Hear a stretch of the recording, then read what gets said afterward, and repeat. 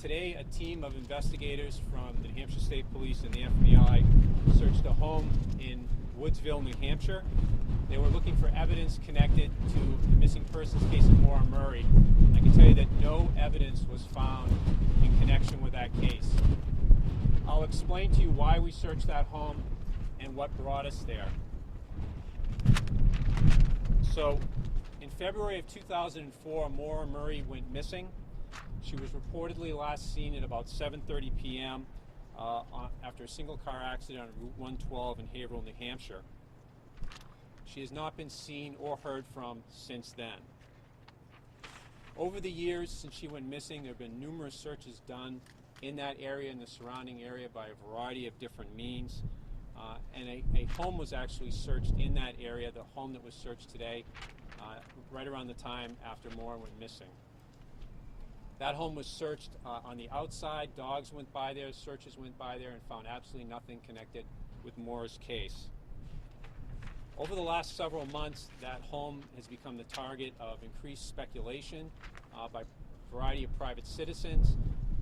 Some private citizens stated that they believed that there was a body, in fact, in that home, in the basement. And really that theory was based on a variety of different pieces of evidence, including a search that was done by a couple of dogs that belonged to private citizens, and a search that was done with something called ground penetrating radar. The Attorney General's office and the state police reviewed the video from those dog searches as well as the results from the ground penetrating radar. And based on that review, we determined that there was no credible evidence that there was any evidence connected to this case in that home, and certainly no evidence of human remains.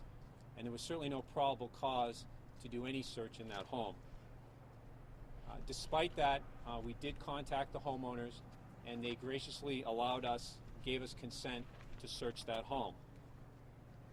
So in March, state police and the FBI returned to that home, did a further survey of the basement of that home, and then today, a team of FBI agents and state police detectives went into the home and actually searched that basement. And they did that by actually cutting and removing the concrete in the area where the ground penetrating radar had detected a disturbance. And I want to be clear, what the ground penetrating radar had found was not an object or any particular piece of evidence. It had simply detected an area of disturbed ground. And so what happened today is that a team of over a dozen agents and detectives went into that basement, they cut that area, removed the concrete, and then searched several feet down and covered the entire area and beyond where that disturbed ground had been, and they located absolutely nothing other than a small piece of what looks to be potentially pottery, or maybe a piece of old piping, and that's all that they found. So I want to be clear, we certainly did not believe that there was any credible evidence in this case that led us to believe there was evidence connected to Ms. Murray's disappearance, but the state police and the FBI in our office did go down and conduct that search today. And we continue to work a great deal on this case cooperatively between the Attorney General's office, the state police, and the FBI and other individuals. We also want to extend our appreciation to the family that lives in that home. They were gracious enough to allow us and the FBI and the state police in there and conduct that search. And the last thing I want to say before I take questions is that this has obviously been difficult on the Murray family, their friends and family. It's also been difficult on the residents that live in that area. Many of these people have asked that their privacy be respected. Sometimes people come onto their property and just search around, and they simply asked us to pass on that they would appreciate their privacy being respected. And at this point, we'll take any questions that you have. So what is the next step then? Maura, you're saying conclusively Maura is not in that house. Based on our search, we do not believe that to be the case, that there's any evidence connected to her disappearance in that home. What's going to happen is what's been happening, which is our office and the state police and our other law enforcement partners are continuing to follow up on leads that are generated from the public and other sources, as well as just simply additional investigatory measures that we generate on our own. And that has been continuing and will continue. So is there a belief or a conclusion if Maura was the victim of foul play? Well, this has been a criminal investigation from the start. We simply don't know what happened, but we're keeping our options open, and that's why law enforcement is involved. Jeff, would you say this was done for investigatory reasons or for the benefit of the family and to satisfy some unanswered questions from them? It was really done just simply to cross something off the list. I can tell you that, based on our review, and we try to be as methodical as possible, which is why it took some time and why we went through various steps, which included search, state police human remain dogs going in, a review of the ground penetrating radar results. There certainly wasn't probable cause or really any credible information that led us to believe there was anything there. But despite that, we went the additional steps and did that search today. So we're confident there's nothing there at this point. Jeff, what is the message to the Murray family?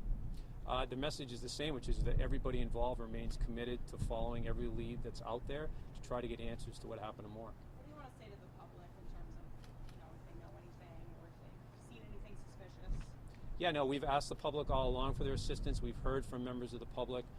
Every case is different. Some cases generate more interest and activity. This case has generated a tremendous amount of interest and activity.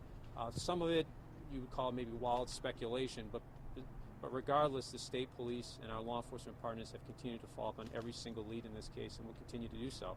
And we encourage people, to contact us with information. Sometimes people think, well, maybe the police already know that. We encourage people, they can contact us, they can go through the cold case website and provide information if they choose to do so that way.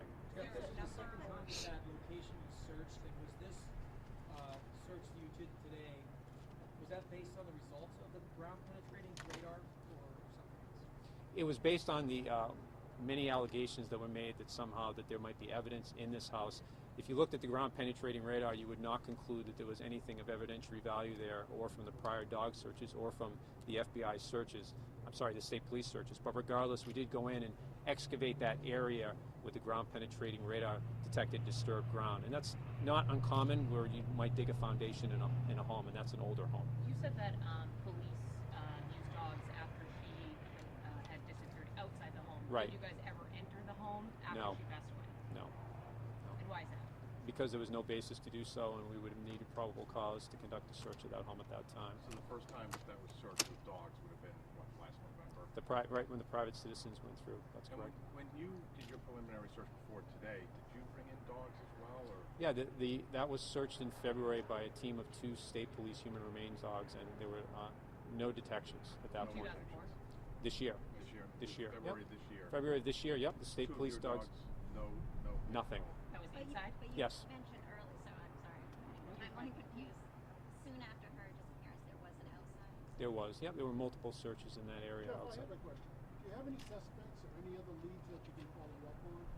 We don't name suspects in our case. No, I know, but do you have anything else that you can look into as far as hot leads or anything like that after this is not over? Well, as I said earlier, there's a lot of information we do continue to follow up on. Some of that's generated from leads from the public. Some of it's just simply generated internally, whether it's re-reviewing information, looking at different forensic work, or simply deciding to go back and review other information. And that's been a constant process in this case. So it's an ongoing cold case? It is. Some cases there are periods of dormancy and then periods of activity. This case has been very active over the last year or so. So where is the last, you hear a lot of information over the years, so where's the last indication of where Murray was, whether it's a dog scent or an actual sighting? Well, it's the sighting at the accident scene. That's the last credible sighting at the accident scene. Did the dogs That's about leave- 7:30 p.m. Did the dogs leave any kind of trail away from the car back in 2004? I don't recall. I don't recall at this point. Jeff, Any sort of report or feedback that will be provided to the GPR surveyor and the Murray family detailing methodology and results? I'm not sure I understand your question. Will there be any sort of report or feedback to the GPR surveyor that may be helpful in interpreting what that anomaly was? Well, we have spoken to the person who ran that GPR, and there was no anomaly. What there was a disturbance in the ground. So that's probably accurate based on the fact that there's that piece of pottery or pipe there, that there might have been something dug there in the past. So that wasn't inconsistent. But to be clear, the GPR never detected objects, and we've certainly had other cases where the GPR has detected objects. We've dug down and found those objects. That's not what happened here, and that's not where we were in the beginning. You're welcome. Jeff, do you have the information that the dogs lost the scent near the Atwood's house when they were smelling Maura's blood? I probably do. I don't remember every single detail at this point. Yep. I can't remember every question that's been asked today so far, but my question would be as to why this was taken in by not just the New Hampshire State Police, but the FBI was brought in at this point. Why was it not just handled by the New Hampshire State Police? Because, Full case unit? sure, because we work as a team on many different cases, and the FBI has additional resources available to us, so we took advantage of those resources. We often partner with the FBI on cases and other law enforcement agencies.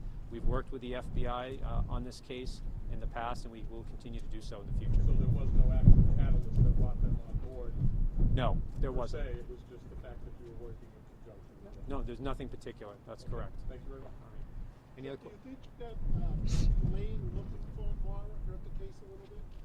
I don't know what you're talking about. Well, you didn't look for her for, what, 3 or 4 days after she was missing? No, I disagree with that. People were looking for her right after the accident. They were? Yeah, they were. Yep, right that night. Yep. I thought there was like 2 days afterwards they were looking. No, people were looking for her right after the accident. Yep.